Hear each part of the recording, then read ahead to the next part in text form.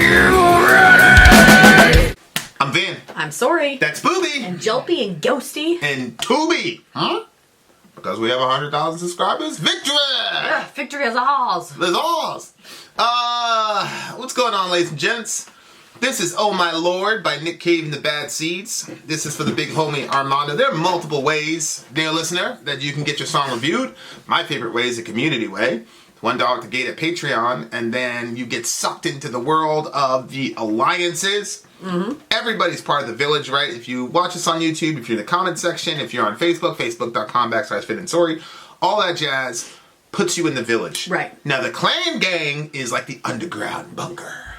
See, we've been doing social distances before it was popular. Yep. And it's, like I said, metal. $1 at the gate of Patreon. You will get recruited by an alliance leader, and then they pool their points together. And various alliances have different ways. I think the core, they do it like in alphabetical order, or everybody gets a shot or something like that. Like they guarantee that, but they've got a smaller group. So anyway, the point is that's a good way to get your song reviewed. Now there's the fast pass option, or what we call the partner tier option, where it's $125 and it gets you straight to the head of the line. Yes, now, it does. If you were part of the previous tier, which was $75, and you did it 3 times, and you get grandfathered in. And that is the situation that the big homie is in. So you're forever at $75. But okay, guys. Lucky you. This is Oh My Lord by Nick Cave and the Bad Seeds. Also, for timely topical political commentary, you can hit us up at Middle America with Vin and Sori. We are not talking about the major issue that's going on in the country right now. I'm not even mentioning the title of the major issue. I haven't told you that I disagree with that, because if I liked watching a particular channel to get their opinions on things, I would want their opinions on even all the popular topics that everybody was already talking about. I would want to hear it from the person I wanted to hear it from. So yeah, I disagree with you, Vin. I think we should do something on it. You can shoot something. No, I don't know anything about it. I'll stir panic in everyone. I'll be like, well, that's. If you're pregnant, then you're gonna have this happen to you. If you have no insurance, this will happen to you. Yeah. Bury yourselves in your basement, everyone. Horrible. Let's go. Nick Cave and the Bad Seeds. Oh my Lord. Mass panic everywhere. Okay, ready? Go. Oh, it's live?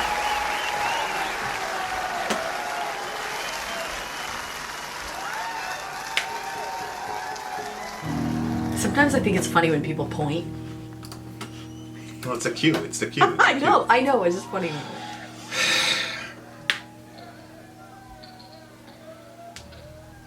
Look, he's pointing at the crowd. I would love to see this guy live. I thought I'd take a walk today. It's a mistake I sometimes make. My kids lay asleep in bed. My wife lay wide awake. I kissed her softly on the brow. I tried not to make a sound. Though as stony as she turned to me and gently squeezed my hand. Call it a premonition, call it a crazy vision, call it an intuition, or something learned from mother. But when she looked up at me,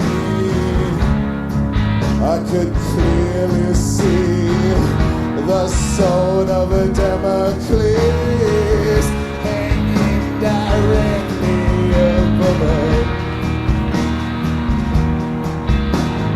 Oh Lord, oh my Lord, oh Lord, how I offended thee.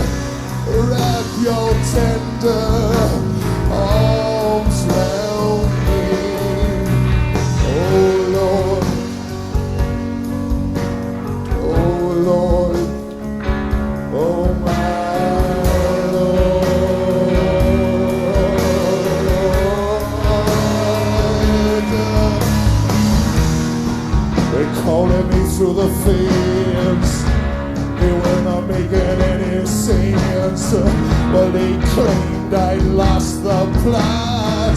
Kept saying that I was not the man I used to be. They held their little babies aloft. They threw marshmallows at the security. It said that I'd grown soft. Call it intuition, call it a sneaking suspicion, but they're words of adoration.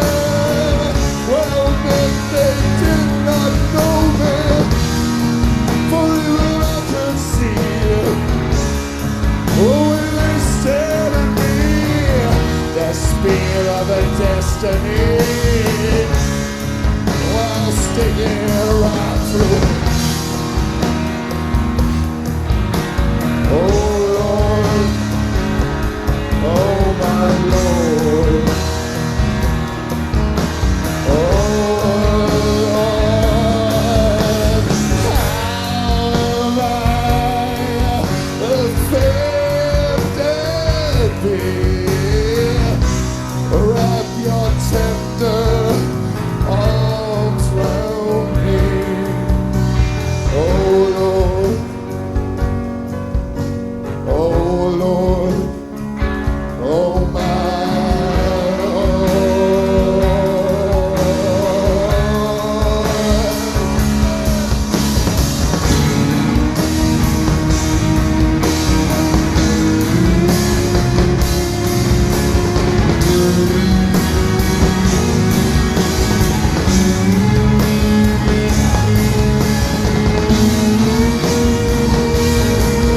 It's like the Joker.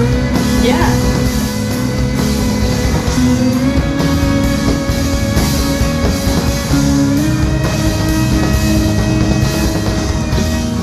Now even the hairdressers, people watch me as they move past. A guy wearing plastic antlers, he presses his palm against the glass. Now I tell him my hands and knees, and it's so fucking hot. Someone cries, what are you looking for? But I scream, the plug. I grab my telephone, I call my wife at home. She screams, leave us alone. I say, oh baby, it's only me. Well, hairdress over the scissors. He holds up the mirror. I look back and shiver. I can't even believe what I did see.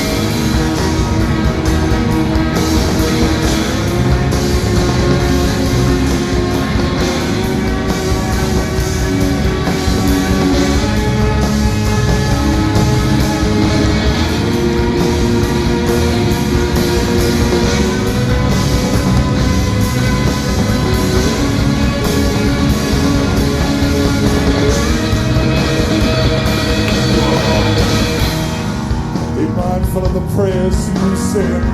Pray hard, better pray with care. For the tears that we're all crying now, they're just your answered prayers. The letters of life we scale merrily, move mysteriously around. So that when you think you're climbing up some, in fact you're climbing down into the halls of glamour. Yeah, where we spark and hammer, when telescopic camera, they choose to take us through. Oh, good lord. Oh, hate the poor. Oh, hate them all. For what they women love to be. Oh Lord, oh my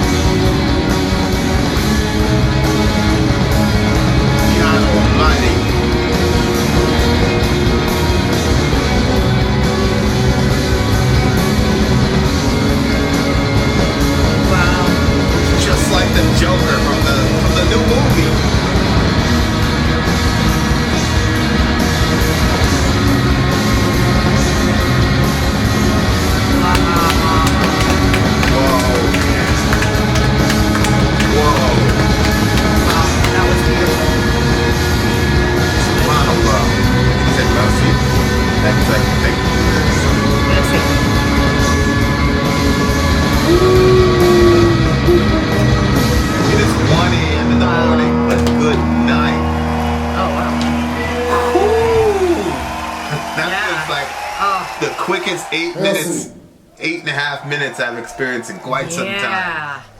You know, sometimes songs are like 4 minutes long, and I feel every single solitary second. Painful, just painful.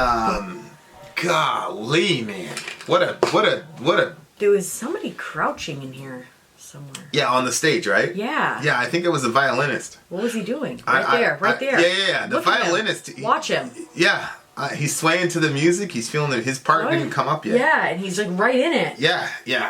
Looked like worship time. That's why I love live performances. There's things that you see that you're like, wait, wow. And you can just tell when the band is like, you know, they're like, playing okay, we're gonna collect the check. And there's nothing wrong with collecting a check, but like there's other times. What is the problem? My stomach is upset, and you're shaking my chair all around. Gosh. Anyway, please stop. I thoroughly enjoyed this song, and I'm so glad that he went with the live. Me too. Because me too. You know, anytime we do a live, people go, "Why did you do that? You should listen to the studio version first. That's the way you do it." Blah blah blah. And most of our songs are studio. If you have versions. an opinion, join an alliance. If somebody does an alliance pick and the alliance says they want us to see the live, then we're going to do what they say. Mm-hmm. And if you know you do the partner tier and you do the fast pass option, obviously we're going to do what the person whatever wants. they say. And you know, most of the time though, I generally agree with the complainer or the whatever you want to call them.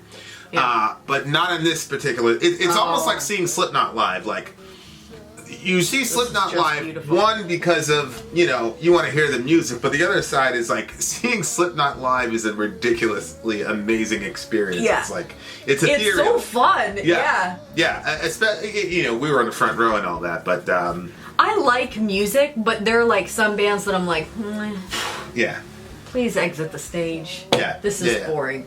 You obviously are bored with your music. Yeah. And I am bored watching you be bored with your music. There is one particular... Get off the stage. There is one particular guy. But then, like, Slipknot is like, they've been doing it for so long. Yeah, 20 plus years. And they're like, jumping around like...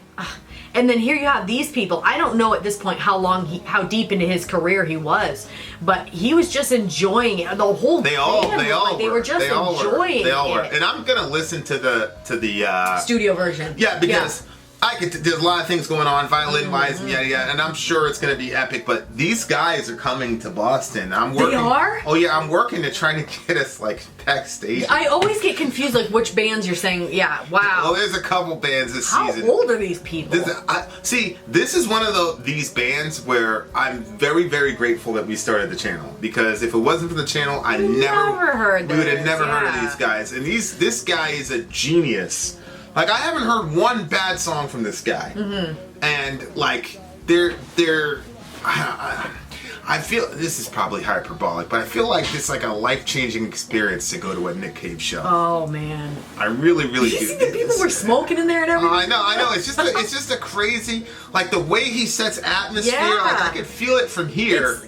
He's kind of jazzy in a way, like, he's got his little shtick. You know what's really strange to me? What? He is like if Jordan Peterson became a rock star. Yes! Like, I feel like if Jordan Peterson became a rock star... Yes, you're so right. That's hilarious. And it's because he's wrestling with God. He's not really and there. His body movements. His body movements. Is he Canadian? Are they Canadian? Go check. See if he's Canadian. I don't know. See, where does he come from? I mean, I'm going to do Nick Cave, Canada. You'll beat me to it, I'm sure. See? You're already there. Is he from Canada? Where is he from? Just... Here, let me do it. See, I knew that this would happen. That's why I never even attempted. Yeah. I did attempt. Yeah. I need to take it over. But anyway, he's from Australia, subhanAllah. He's from Australia. But yeah, because Jordan Peterson has that kind of angst of wrestling with God and all that and trying to figure out where he is on that question and everybody's asking him. And obviously, like, there are multiple times when he's wrestling with God and things of that nature. And it's... I find his really interesting wrestlings. I don't know what word to use, but as he wrestles and as he talks about his wrestlings, I find it fascinating. And he, I don't know, sometimes like sometimes I'm bored of sermons. You know what I mean? Like, Yeah. they're all so similar. But the way that he is talking about, like, going through the Genesis stuff, and like the way that he presents you're talking about Jordan Peterson. Yeah. Now. Okay. The way that he does it is just. Yeah, because it's fresh. He's got the psychology background behind it. Yeah, which good. changes things. Yeah. You know. So there you go. Here's something that's interesting. The song was actually written while I was having my haircut in a hairdresser at Portobello Road. I used to call it the fishbowl because people could stop and watch you through these massive windows. I wonder if literally what he said happened. There was this guy who was wearing a pair of plastic antlers on his head, as in the song. He saw me having my haircut and laughed and pointed and pressed his rear end against the window. As with most of my absurd lyrics, I just wrote it down as I saw it. That's funny. Okay. That's hilarious. So I was a little like, what is happening here? So in the first scene, it sounds like the first scene. Well, it sounded like it was scenes of his life. It's a compliment to him because of the way he writes. Yeah. So in the first scene, he's in. It seems like I picture like the moonlight, bluish coming through the window. Yeah. Kids are asleep. Yeah. And then he has this interaction with his wife, but with stony eyes, she looked at me and gently squeezed my hand. Wait, like she's stoned or what? Well, I think his wife is the religious one. Okay. And she looked at him, squeezed his hand gently, call it a premonition. I loved those lines. Call it a crazy vision. Call it intuition, something learned from mother. I loved those lines. Yeah. First of all, I love those words. So maybe she knows that he's going to leave and do something bad, maybe. That's why she has stony eyes, but she's got some sort of premonition or the sword of Damocles. I don't know what is that? The sword of Damocles is like, it's a literary device that basically says like something bad's about to happen. Oh shoot! It's like okay. It's impending doom type of thing. And so, maybe he I thought I'd take a walk today. It was a mistake I sometimes make. See? So it looks like he came back in from his walk, whatever that symbolizes, and she knew that something bad had happened. Which could be a million things. Could be as a drug habit, could be a gambling habit, could be a woman. I knew that's where you were going. It could be. I mean, he's a dude. That's the only possibility. That's what they do. Yeah, that's what they do. So, he and so she knows and all the rest of it, but he really loves her, and then he goes to, how have I offended thee? Well, so it looks like... Oh, I thought he was literally talking to God. You think he's talking to his wife? Oh, no, I think he's talking to God. When he did that part, it sounded like church. Like the way that he did it. Yeah, I got that vibe like at the end. At the end, I figured it out at the end. I was so like in tune with the lyrics, I wasn't hearing the music at the beginning. But then at the end, after like the big crescendo, and then when it came down, it definitely sounded very, very churchy. Yep. I really thought that. I like it when they do that, when they kind of make it sound like he's done that a couple times. Like like I said, I think he's like wrestling in both worlds or whatever. It's very interesting. Yeah. They called at me through the fence. They were not making any sense. Well, hold on. The course is really interesting, because if he did something that maybe they agreed that he wouldn't do, or that she didn't like, or whatever, he doesn't go to her for forgiveness or anything. Mm-hmm. He goes to God, and he doesn't necessarily ask God for forgiveness either. He's asking how he's offended God, right? Which means maybe on the walk, he really didn't do anything wrong. That's what I was going to say. I'm like, maybe he didn't even do anything, and that's why he's saying, like, how have I offended you? Because now she's getting this intuition that I did something. I did nothing. I didn't do anything. And there's nothing worse. There's nothing worse than when your, significant other thinks the worst of you, but there's nothing he can really do to convince her. But then maybe he's looking at it and being like, well, shit, if she's really mad at me, there must have been something I did wrong, or blah. So now he's going to God trying to figure out, like, what's wrong with him. But I like that he said, how have I offended thee? Wrap your tender arms around me.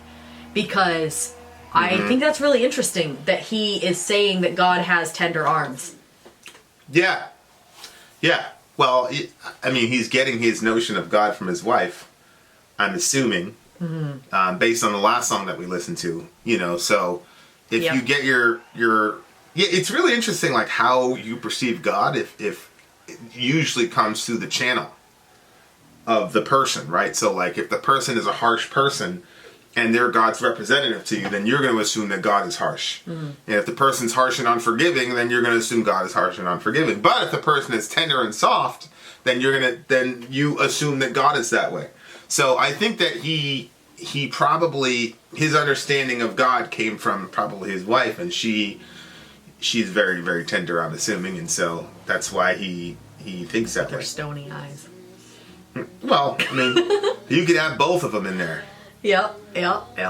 They call at me through the fence. They were not making any sense. They claimed that I had lost the plot.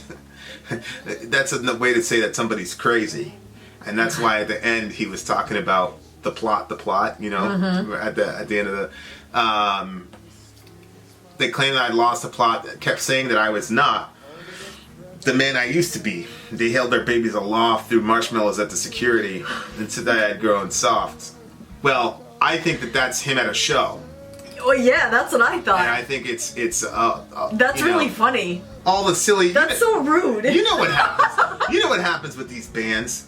You know, like that they means they start went out... there with marshmallows. Yeah, well, they start out, they're an underground band and whatever, and like 5 people like you, and then you get big, and then all of a sudden now you're a sellout, and you've gone soft, and yada, yada, yada, so now they start throwing stuff at you. I think it's such They don't love you anymore. I know, like, there are very few people that would not jump on the opportunity of making themselves bigger and better.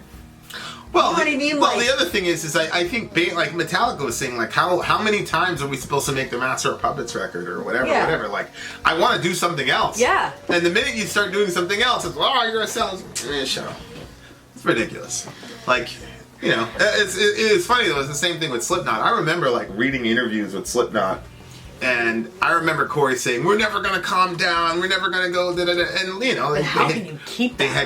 They had just started, and then by the third record.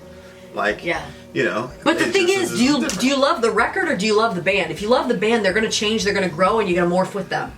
But if it's just that you love the record, well, love the record. Well, yeah, music is music. But I think that what happens with artists is that I give them props for playing the same song years and years and years and years and years later with the same passion. But a rock, well, they don't play with the if you would have seen them when they released Iowa versus what they do now, it's different. It's great. I'm thinking about Korn, actually, and some of the songs that they're playing, I'm like, wow. Because you almost showed it to me, and then, I don't know how...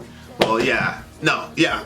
Yeah, and we got to see that one pretty up close, and yeah. I have to have the same conversation with the kids, and by like the 100th time, I'm like, are you serious? Yeah.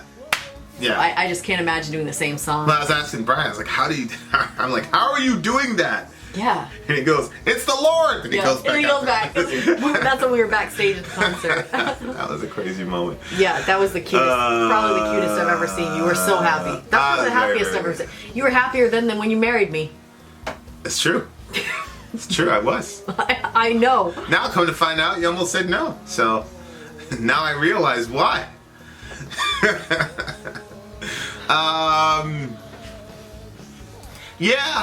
Yeah, so this looks to me to be like the band, the people, and not be, you know, call it intuition, but their words of derision meant they hardly knew me.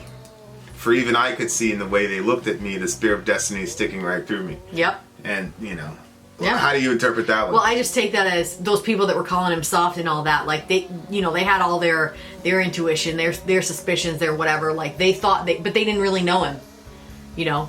And the spear of destiny sticking right through me. Well, it was his destiny, so you could look at it one way. You could look at it as like he was destined to have that spear through him from those people that had the false view of him. Right. Or you could look at it as he'd been stabbed with the spear of destiny, but the spear of destiny is a positive thing. Like it was his destiny to be where he is. So he looks and he's like, to sell out or whatever. Yeah, he's like, this is where I'm supposed to be. It's like having you know, deja vu when you're in a certain situation and you're like, oh, I'm meant to be here. You know, like something like that. Yeah. Well, yeah, I've had a lot of experiences like that. Like, where in my life where I'm like, yeah, this was definitely destined to happen. Like, stuff just happened in such a way that it's like, yeah. But that must be very hard for an artist because you're putting your soul out there for people, and then you have all these people that listen to your art over and over again. And I think there's probably an assumption. It's this weird thing where sometimes the fan believes that they know the artist when they really don't. Yeah.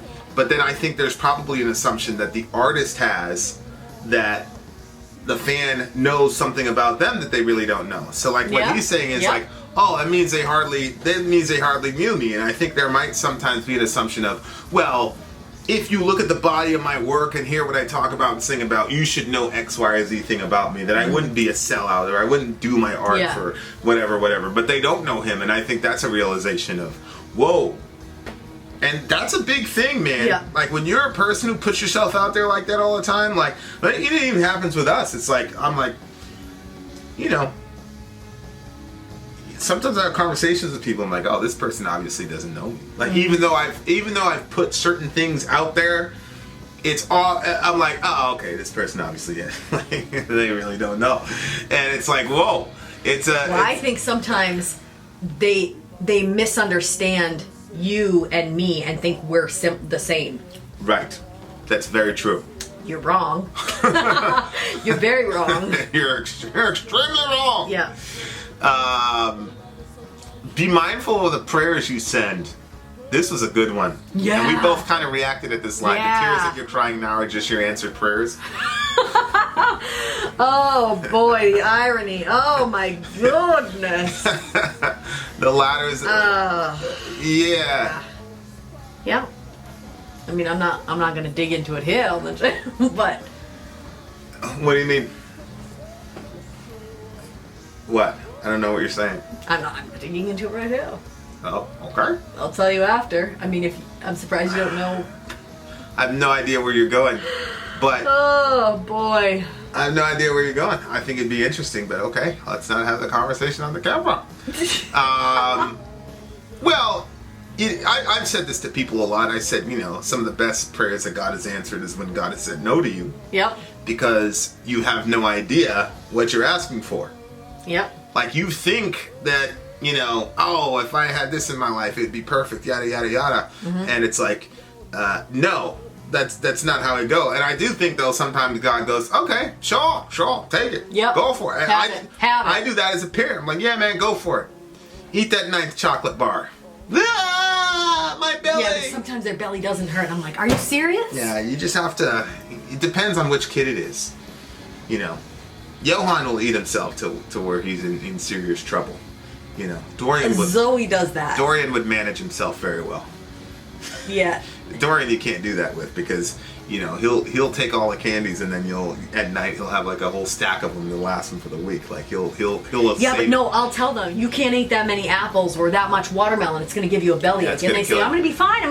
Yeah. I say, fine. You know what? Have it. And then they don't get a bellyache. I'm like, I don't know. Makes me a bad parent, because I kind of wanted them to get it, so then I'd be right. It kind of makes you a bad parent. I'm like, you're sure? You're sure? Well, you're not able to have the satisfaction of being right. Well, yeah. And then they just look at you like, see, I told you. Yeah, they beat you. And the other thing is, Zoe's the type of person that even if she did have the bellyache, she would fake that shit. She would fake it. Yeah. Because she doesn't want to lose. Yeah. That they eat the whole apple, including the core and the stem and stuff, and I'm like, you shouldn't do that. Oh, I did that a lot when I was a kid. That wouldn't hurt your stomach at all. I did that all the time when I was a kid. Well, anyway. Sometimes you like have these weird beliefs about things that are just completely Well, I'm mythical. just going by what they told me, and I believe them. Like the moon landing. No, that might not have been real. Yeah. So this, I'm talking about the picked rose.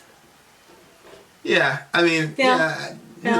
no. Yeah. That has nothing to do with anything. Yeah. Like, you're completely wrong. Yeah. You're completely wrong.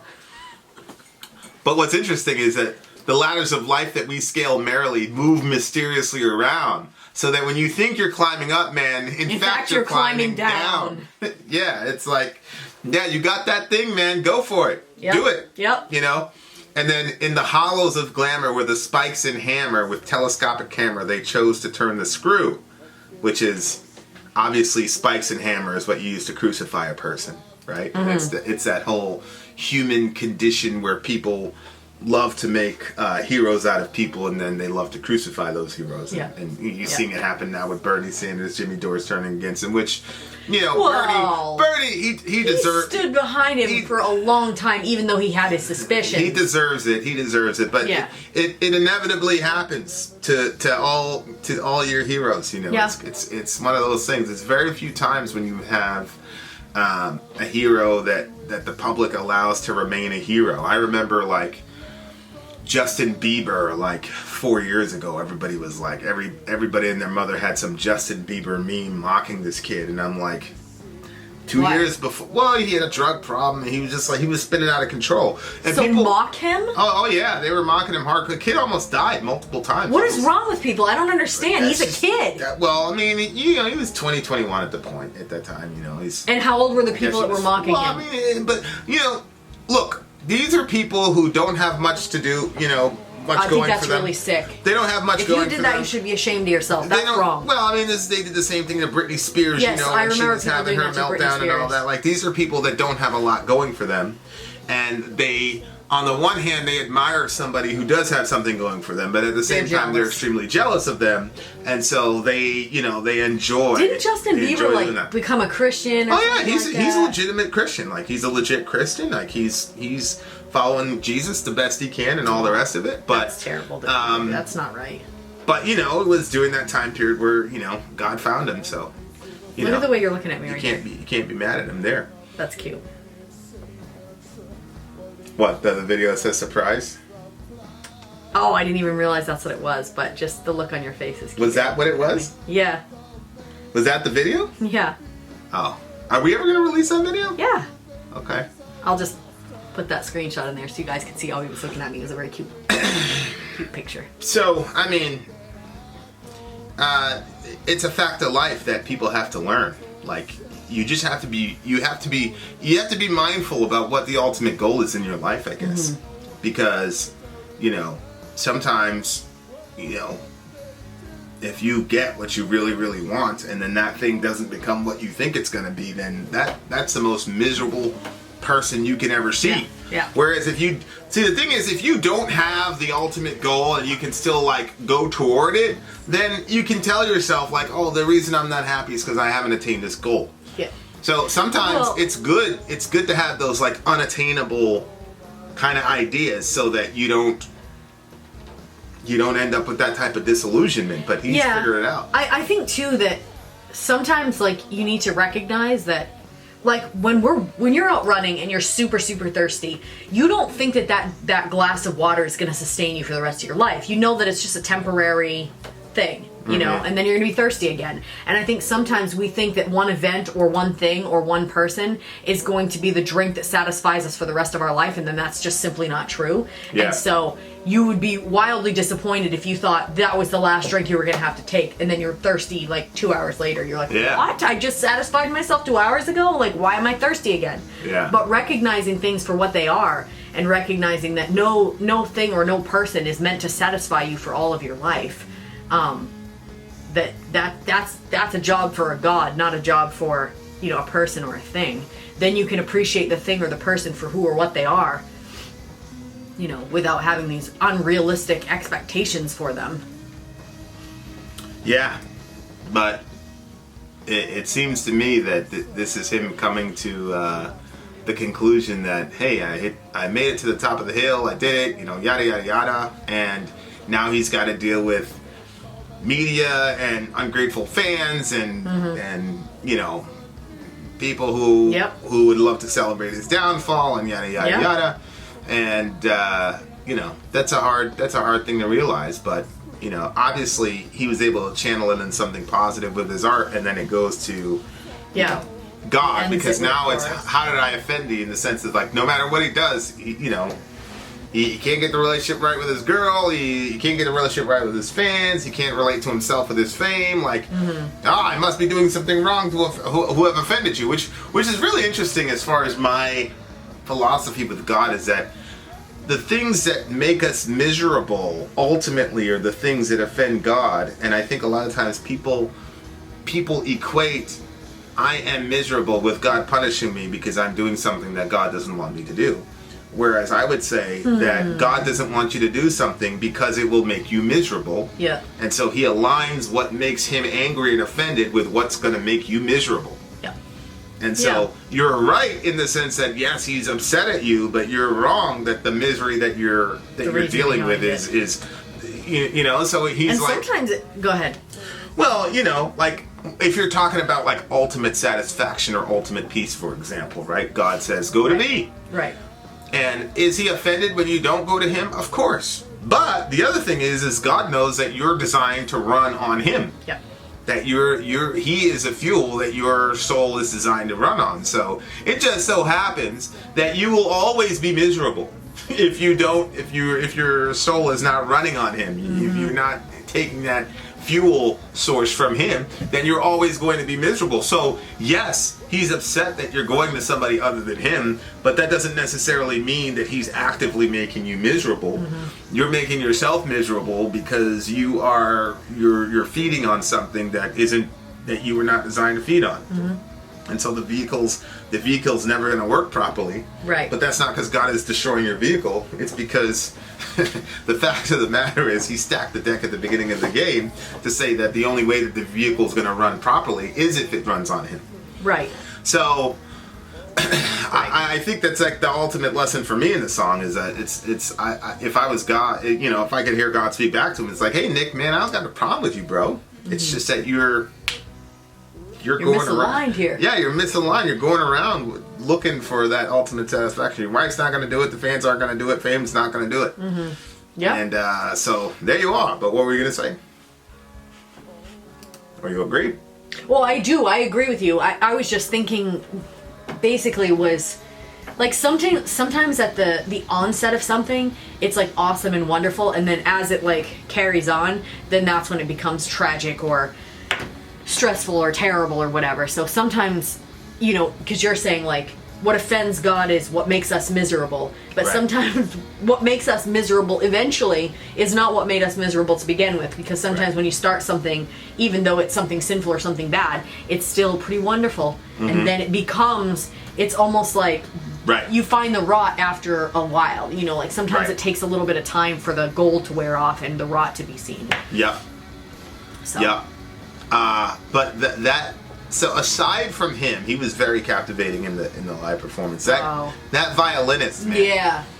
Didn't he look? Go watch the video game. Didn't he look did. like Joaquin Phoenix as the Joker character? I thought that was really weird. Once you said it, He look looked at him. exactly like the Joaquin That's Phoenix. so Even the weird. color of the jacket he was wearing was very Bizarre. Joker, very bizarre. Yeah. I love this. This is absolute 10 for me. And I've been very stingy with You my have been. 10s, You but have this was an amazing song. I thoroughly enjoyed it, and I love the performance. I'm going to take my shower after this. Too much information, but it's going to be playing. That's all. That's all. It's a 10 for me as well. Yeah. A 10. Yep. We agree. We do. All right, there you are, dear listener. Vin out. Sori out. Gone.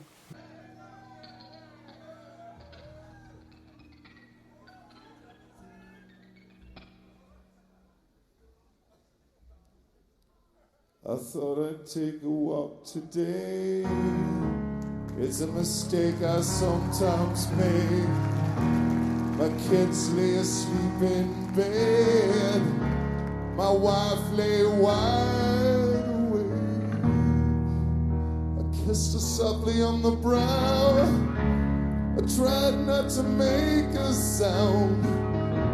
But with stony eyes she turned to me and gently squeezed my hand. Call it a premonition, call it a crazy vision, call it an intuition, or something learned from mother. But when she looked up at me, I could clearly see the sword of a Damocles hanging directly above her. Oh Lord, oh my Lord,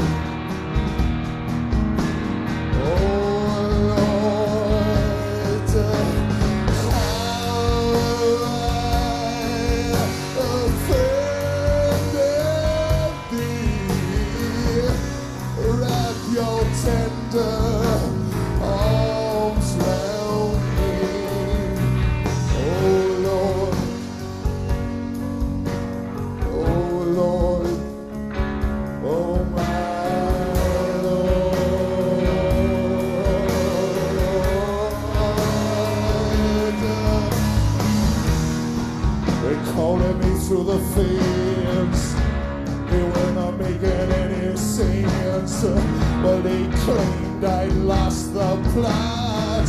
Kept saying that I was not the man I used to be. They held their little babies aloft. They threw marshmallows at the security. It said that I'd grown son. Call it intuition. Call it a sneaking suspicion. But they're words of adoration. Well, men, they did not know me. For even I could see when they stared at me, the spear of a destiny.